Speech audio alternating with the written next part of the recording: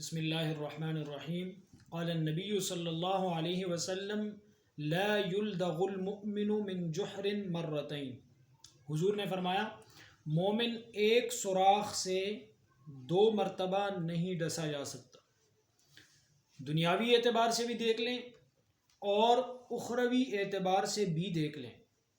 دنیاوی اعتبار سے مومن کو جہاں سے ایک مرتبہ دھوکہ لگتا ہے تو مومن کی بصیرت یہ ہوتی ہے کہ دوبارہ وہاں سے دھوکہ نہیں کھاتا۔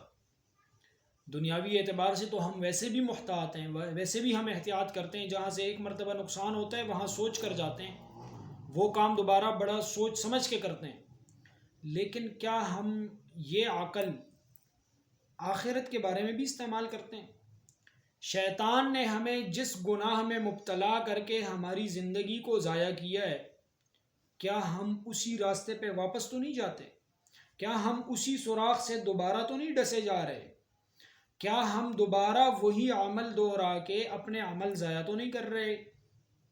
غیبت کر کے حق تلفی کی، اعمال کو برباد کیا، کسی کو برا بھلا کہہ کے اپنے عمل تباہ کیے، یا خواہش کی تابعداری کر کے ہم نے اللہ کے حکم کو توڑا۔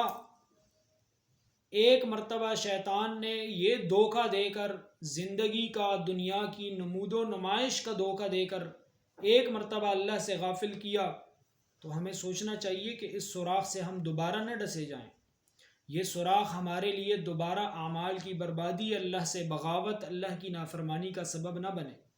تو اس لیے مومن بننا چاہیے، اور مومن کی طرح بصیرت کی آنکھ رکھ کے جس سوراخ سے ایک مرتبہ ڈسے جائیں دوبارہ اس سوراخ سے ڈسنے سے بچنا چاہیے، اور دنیاوی اعتبار سے بھی احتیاط کی ضرورت ہے، اور اس سے کئی درجہ بڑھ کر آخرت کے لحاظ سے بھی بچنے کی ضرورت ہے۔